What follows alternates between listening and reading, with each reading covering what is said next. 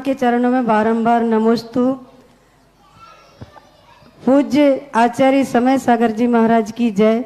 पूज्य श्री सुधा सागर जी महाराज जी के चरणों में बारंबार नमोस्तु। वारिका संघ के चरणों में बंदामी। त्रय छुल्लक महाराज जी के चरणों में इच्छामी।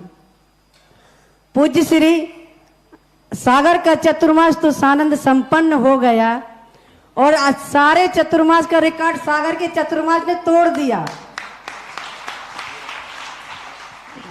एक मेरी भावना नहीं, सारी सागर की भावना है कि आपके पास इतने सारे भैया जी आ गए, 10 भैया जी हो गए हैं और वो भी एक से एक पढ़े लिखे भैया जी हैं, तो क्यों ना सागर में ही इनकी दिगंबर दीक्षा हो। हम अपनी आंखों से सागर का इतिहास और ज्यादा देखना चाहते हैं। आपके कर कमलों से इन भैया जी की मुनि दीक्षा हो और सागर नगर ऐतिहासिक और अतिशय क्षेत्र बन जाए। अब पूज्य श्री मेरी भावना है कि सम्मेद शिखर जी की वंदना करने जाते हैं, बड़े भावों से जाते हैं, तो सम्मेद शिखर जी की जो टोकें बनी हैं वो टोक किसने निश्चित की है कि यहाँ से आदिनाथ भगवान मोक्ष गए, यहाँ से पारसनाथ भगवान मोक्ष गए, यहाँ से चंदा प्रभु भगवान मोक्ष गए, ऐसे 24 तीर्थंकर भगवान कहाँ कहाँ से मोक्ष गए। कौन था उनके सामने जो सारी चरण पादुकाएं बना दी और निश्चित कर दिया कि यहाँ से ऊपर देखो तो भगवान वहीं के वहीं विराजमान है।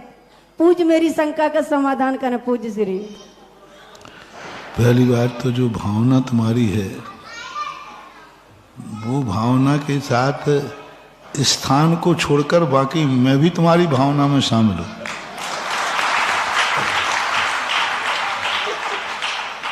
दीक्षा लेने के लिए तो सब मोक्ष मार्ग में आते हैं, होना ही चाहिए। अब स्थान की बात और समय की बात है, इस संबंध में सारी चीजें विचारनी होती हैं, क्योंकि परम दिगंबर मुद्रा है। इसके लिए साधना, तपस्या, अभ्यास बहुत जरूरी है। हम लोगों को आचार्य जी ने तुरंत दीक्षा नहीं देती, खूब घोंटा है जम के, और ऐसा रगड़ते थे। नई जो भर्ती होती है ना, तो पुलिस वाले कुछ नहीं, लेफ्ट राइट कराते ही रहते हो। 5 किलोमीटर दौड़ा दूर, ऐसे ही हम लोगों को खूब दौड़ाया। सागर से दीक्षा लेती मुक्तागिरी से तो खजुराहो, और ऐसे दौड़ाते लेफ्ट राइट चलो। नई दीक्षा में इतना विहार कराया, इतना पैरों के छाले। बोले हाँ दीक्षा लेना है तो पहले लेफ्ट राइट करनी पड़ेगी। और आचार्य ने यही उदाहरण दिया। बाद में जाकर के पुलिस वालों को इतनी मेहनत नहीं करना पड़ती, लेकिन शुरुआत जब भर्ती होती है मिलिट्री में, क्या लेफ्ट राइट कराते हैं। इतने बड़े बड़े बिहार आचार्य ने कराए, खूब जबरदस्त। और जम के अंतराय, शुरू में अंतराय ज़्यादा आते ही, अंतराय भी जम के, त्याग भी जम के। और आचार्य श्री को कुछ नहीं कुछ दिखाओ, फोले दिखाओ, उनको दया आती नहीं, अच्छा हाँ ठीक बहुत अच्छा, हाँ ये उनको दिखाओ महाराज जी फोला, हाँ बहुत अच्छा, यही तो आनंद है। तो ऐसे परिपक्वता आना बहुत जरूरी है।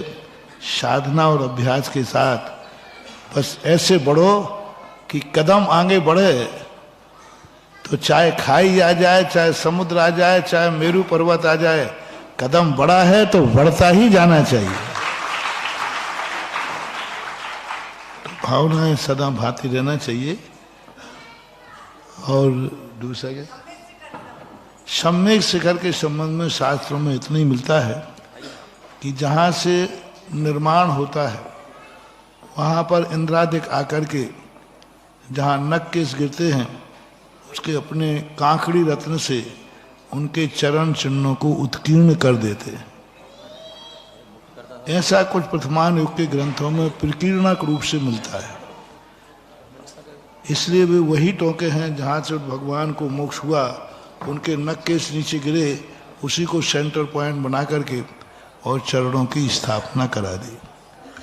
इतना ही प्रमाण है। बाकी और इतिहास कोई ज़्यादा देखने में मिलता नहीं, क्योंकि प्रशस्तियाँ लिखी नहीं गई, क्योंकि हमेशा से चरण बने आए हैं। बीच बीच में चरणों का जीर्णोद्धार भी होता रहता है, समाप्त हो जाते हैं, दोबारा कर देते हैं, तो ऐसा